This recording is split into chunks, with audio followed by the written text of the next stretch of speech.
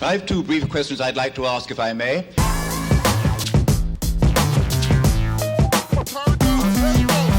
Hi, welcome to Left Foot Media. My name is Brendan Malone and you're watching The Daily Question. Today's question of the day: why should everyone read Man's Search for Meaning? Now, Man's Search for Meaning is the famous and decades-old book by Viktor Frankl.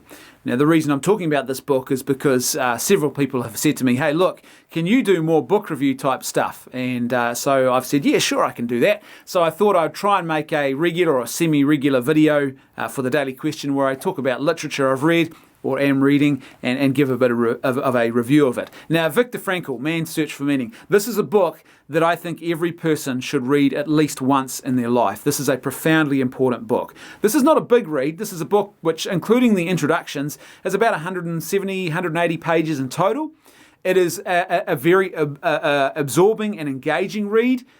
You can't help but be just drawn into this because the first part of the book is Viktor Frankl's own story. You could quite conceivably describe this book as a bit of a self-help guide, but it is not your typical self-help guide. A lot of self-help guides are very trite, they are very superficial, they are full of slogans, they are often written by people who live very comfortable, privileged lives, and they will tell you things about how you can overcome suffering, but you look at their life and you don't see a lot of things they've had to overcome. It's sort of hard to take someone too seriously in these areas when they're living a very lucrative life in a nice Hollywood mansion and they're sort of throwing slogans at you.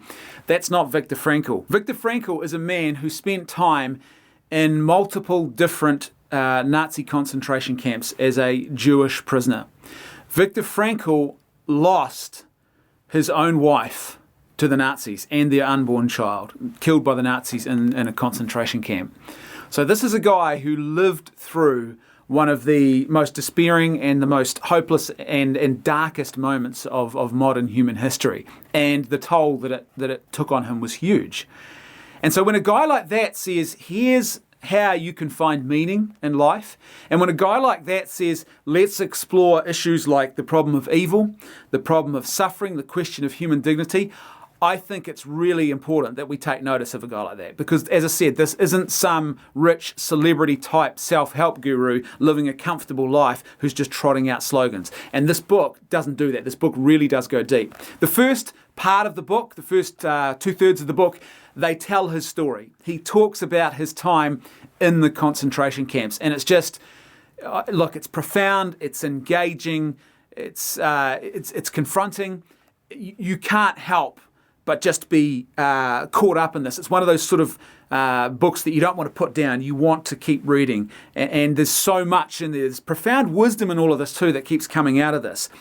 The other thing too is that the final third of the book is where he talks about his particular form of therapy, his psychology that he has developed in this psychological treatment or regime or way of assisting people who have difficulties and suffering in life to actually begin to overcome their neuroses and begin to find a sense of meaning and direction in life. It's what he calls logotherapy, and it's his way of assisting people. It's an idea that he was beginning to work on before the concentration camps, but it's very much in the concentration camps. And you see this very clearly by the way he talks about logotherapy in the final third of the book, that it's very much honed by his experiences. Let me just give you a quick reading from the end of the book, or the beginning of this final third of the book, where he talks about and explains what logotherapy is, so you can get an idea about what it is. Logos is a Greek word which denotes meaning. Logotherapy, or as it has been called by some authors, the third Viennese school of psychotherapy, focuses on the meaning of human existence as well as on man's search for such a meaning. According to logotherapy, the striving to find a meaning in one's life is the primary motivational force in man.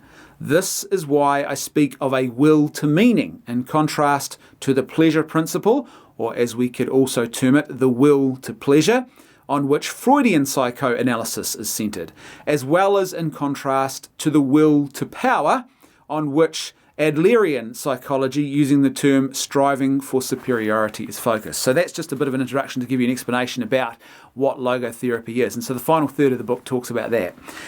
The real meat of this book, though, is in the first 2/3. And like I said, there's a lot of real wisdom in there. And he confronts these profoundly important questions about evil and suffering and meaning and hope in the world.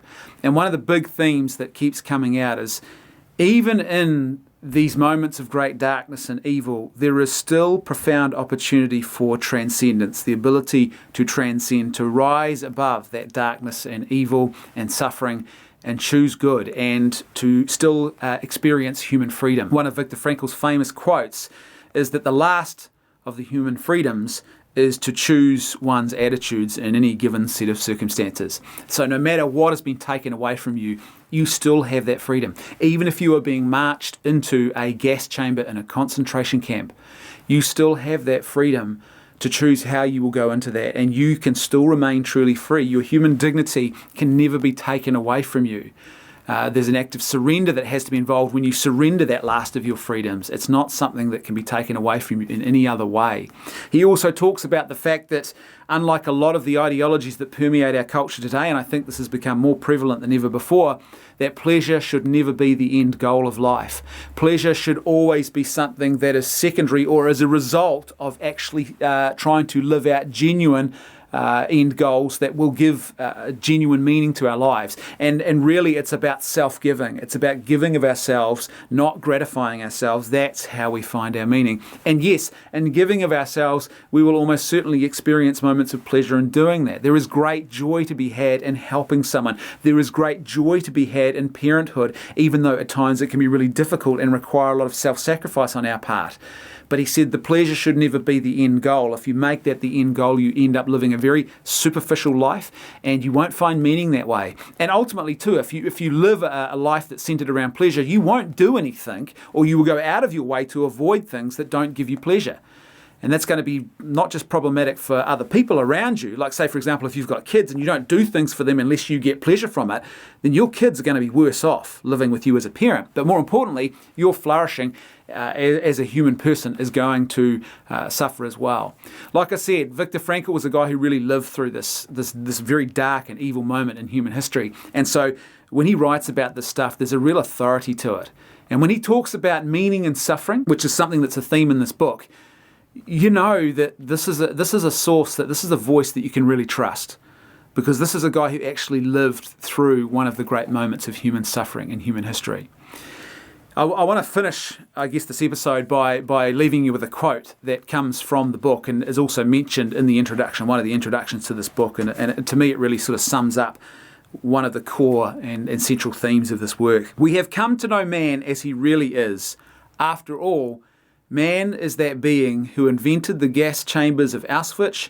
However, he is also that being who entered those gas chambers upright with the Lord's Prayer or the Shema Yisrael on his lips."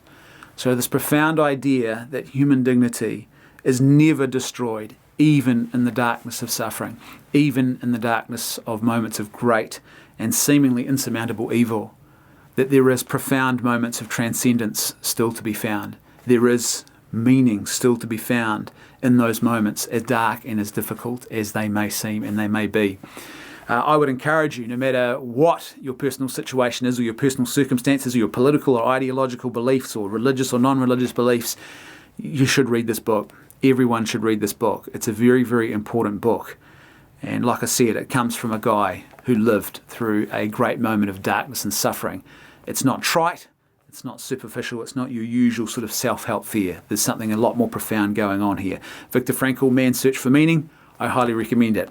Thanks for watching. As per usual, I'd love to hear your thoughts, so please let me know what you think in the comments section below. And if you like the content I'm creating and you'd like to see more of it, then please support me on either PayPal or Patreon. The links for both of those are found in the description for this video below. That's right, I can hear my theme music too. I'll see you next week on The Daily Question.